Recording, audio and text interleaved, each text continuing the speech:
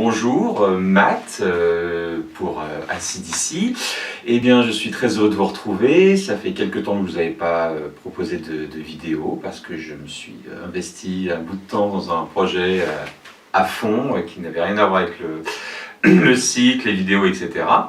Je suis ravi de vous retrouver. Donc,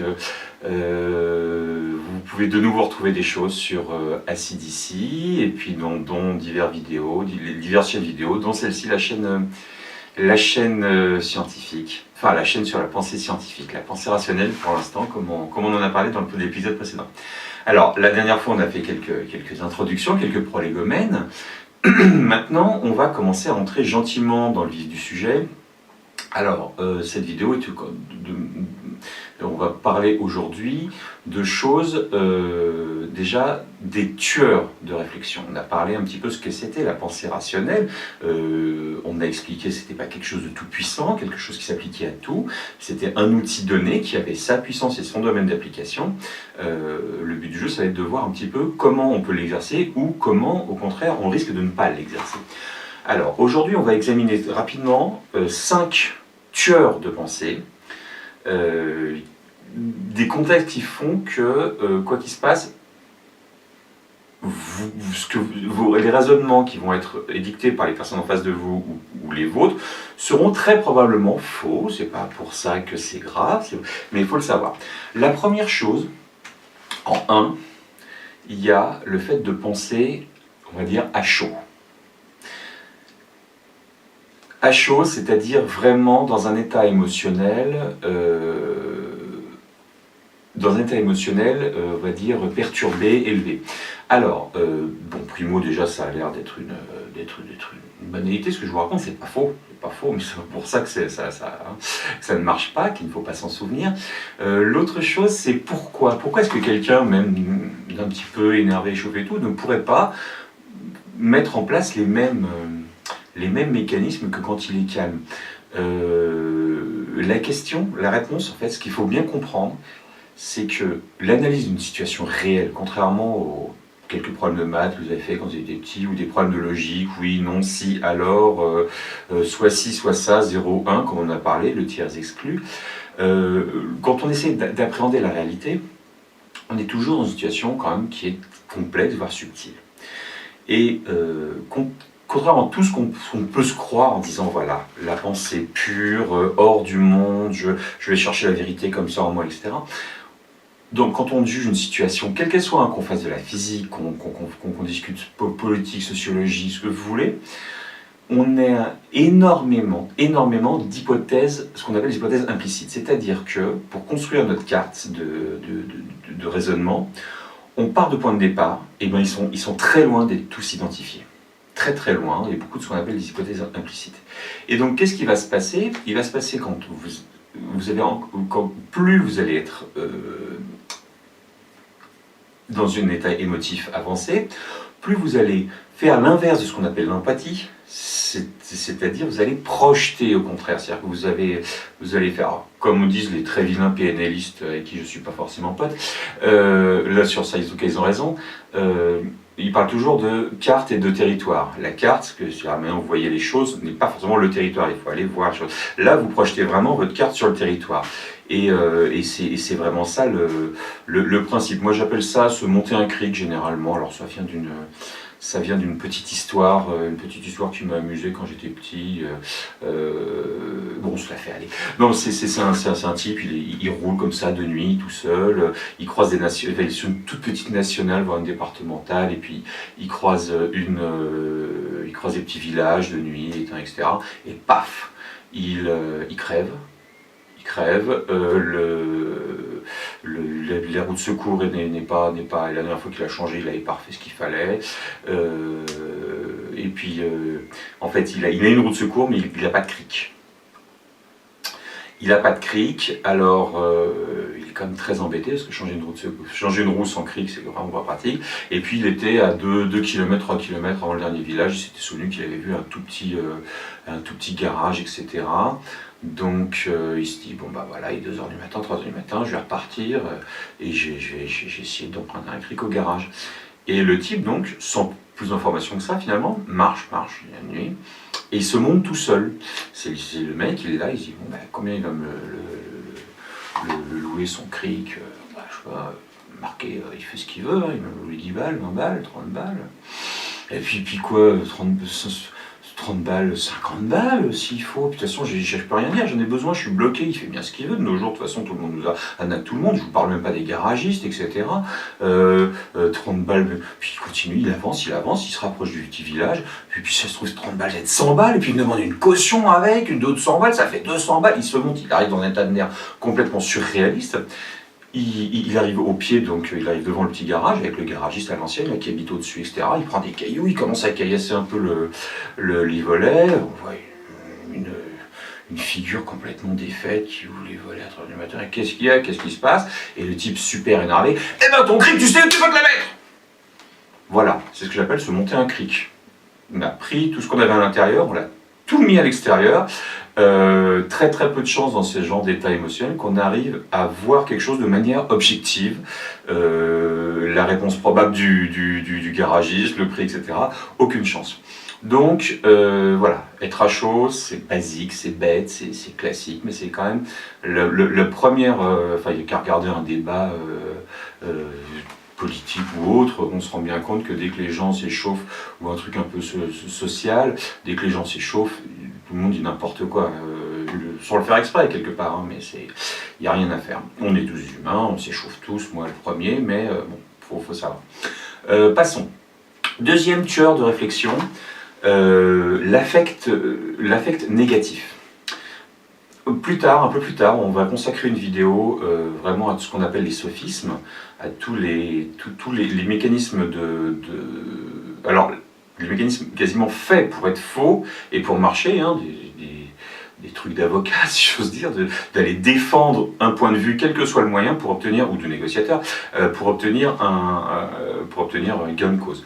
On fera ça. Donc le premier, ce que j'appelle l'affect négatif, c'est assez proche de ce qu'on appelle, d'un sophisme qu'on appelle l'argumentum ad hominem, qui n'a aucun rapport avec un rappeur blond qui chanterait un truc genre Yes is back, back again. C'est vraiment à l'homme, à la personne, lié à la personne qui énonce un fait d'observation, un raisonnement, etc.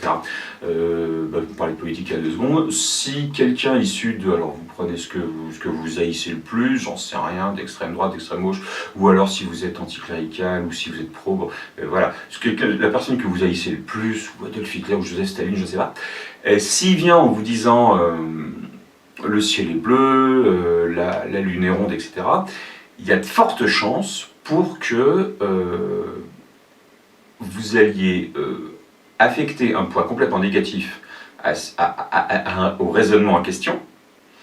Là c'est un fait, mais même si c'est un raisonnement simple et vrai, le plus vrai possible, du fait de la personne qui l'exprime. C'est d'autant plus, je l'ai vu récemment dans un...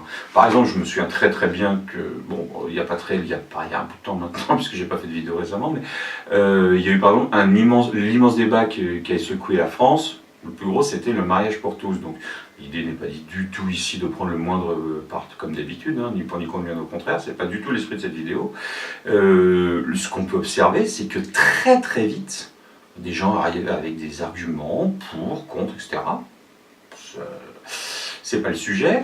Et très très vite, en fonction des gens, des mouvances, de personnes qui défendaient tel ou tel côté, voire tel ou tel argument, tout le raisonnement vis-à-vis des arguments montés ou démontés se faisait uniquement par rapport à ce qu'on supposait de la moralité ou de l'amoralité des participants, de leur rigidité ou pas, de leurs croyances religieuses, de leurs croyances politiques, etc.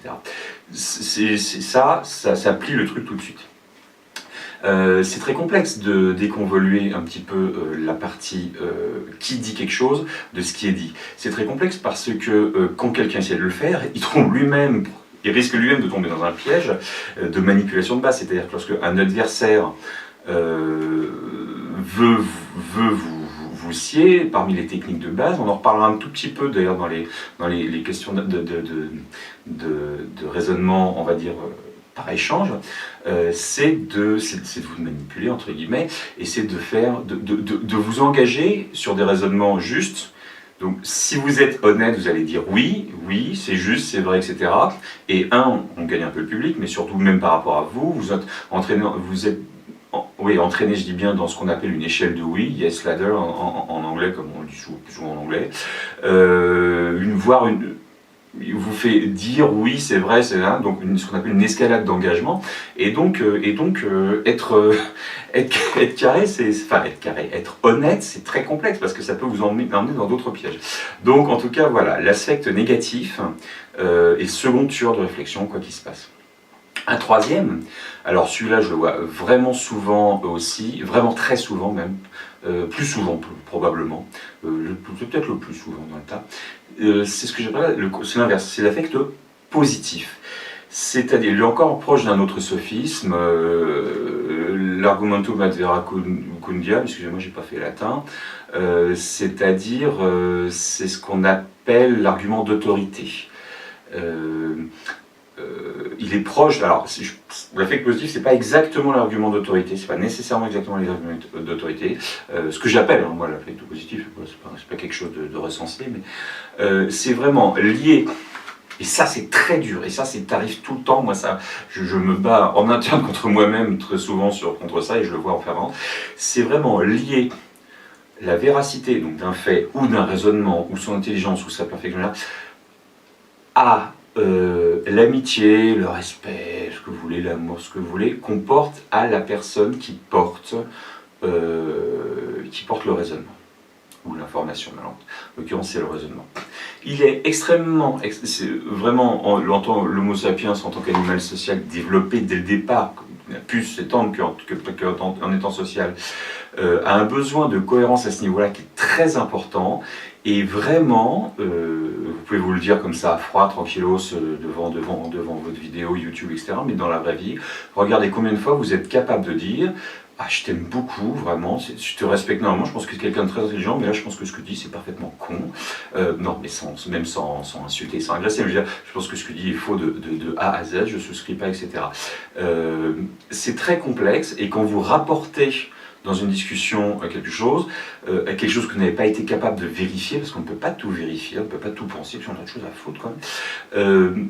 Oui, mais c'est machin qui me l'a dit, il s'y connaît très bien, et puis qu'est-ce que tu veux dire que machin, il est voilà, moi je l'aime beaucoup, je pense qu'il est quelqu'un de très compétent, etc. Ce n'est pas un argument, et c'est vraiment pour moi le piège dans lequel on tombe le plus souvent. Mais vraiment, c'est la capacité de dissocier quand on cherche à atteindre la vérité, encore une fois. C'est quand on cherche à atteindre la vérité, il n'y a pas que ça dans la vie. Donc, de dissocier l'origine de l'argument, l'origine du raisonnement, l'origine éventuellement du fait, c'est encore un fait à la limite, ça se vérifie plus facilement qu'on examine un raisonnement. De ce qu'on pense de la personne qui le propage.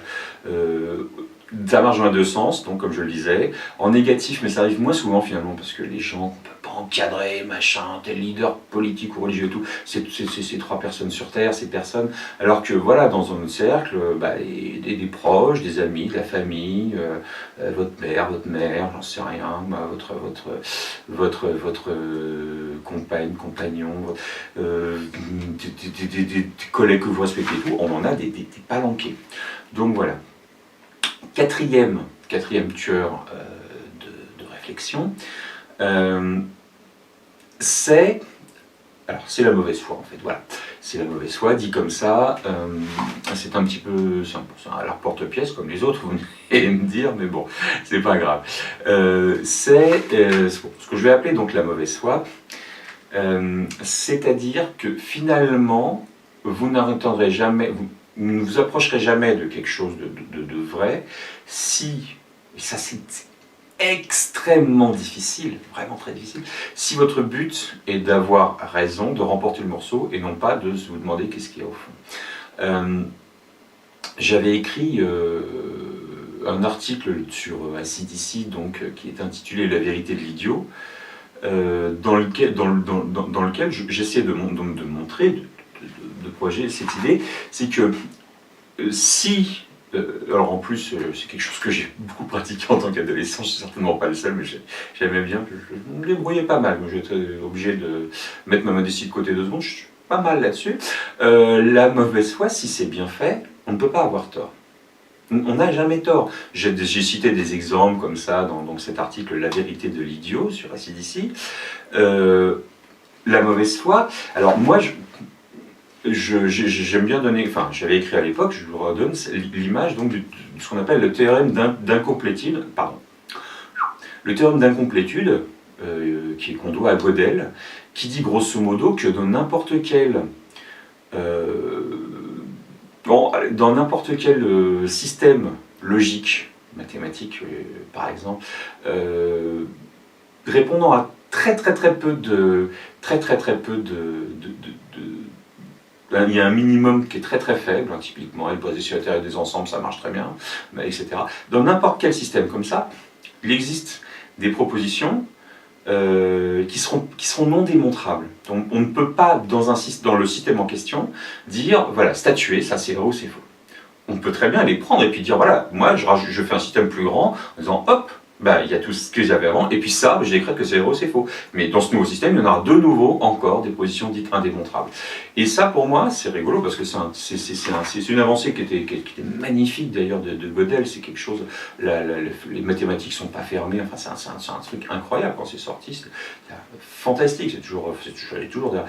Mais pour moi, c'est vraiment l'image de dire, quel que soit le système, là c'est pas tout à fait un système logique, on n'est pas basé sur les axiomes de la théorie des ensembles, l'axiome du choix, etc. Mais le truc, et là, c'est que vous essayez de définir un système plus ou moins clos, de pensée, machin, et ben, il y a toujours moyen d'être de mauvaise foi et de sortir du truc. Toujours.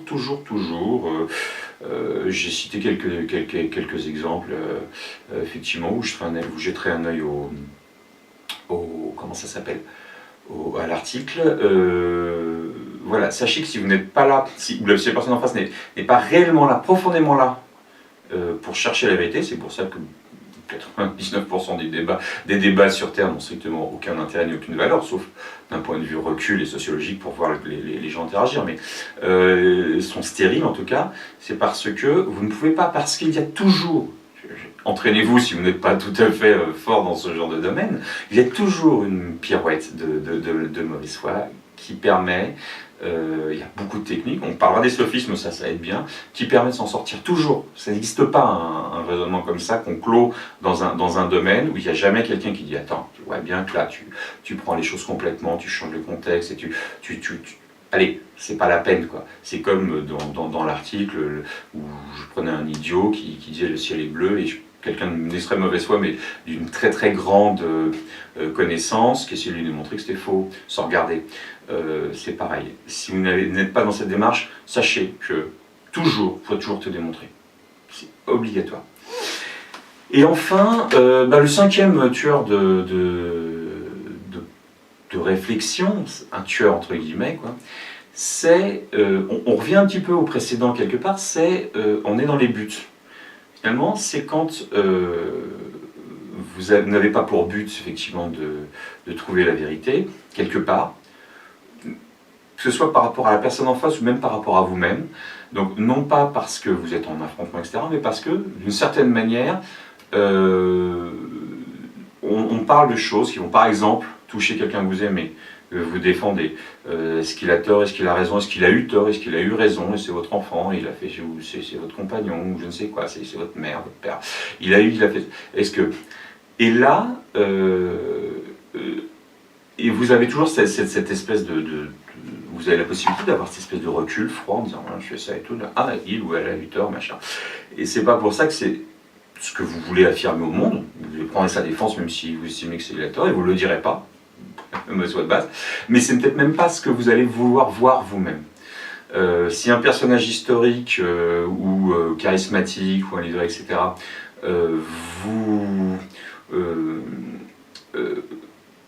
est parti sur on démontre des effets négatifs de ce qu'il a fait, etc., etc.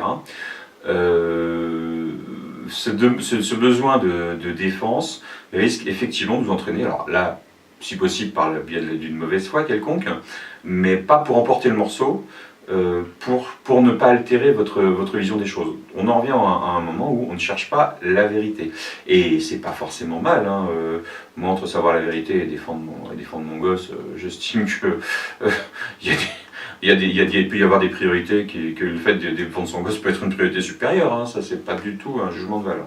Mais en tout cas, voilà, c'est dans tout ce contexte-là qu'on sait tous ces tueurs de réflexion font que vous n'avez pas à essayer d'atteindre une pensée cohérente, rationnelle, etc.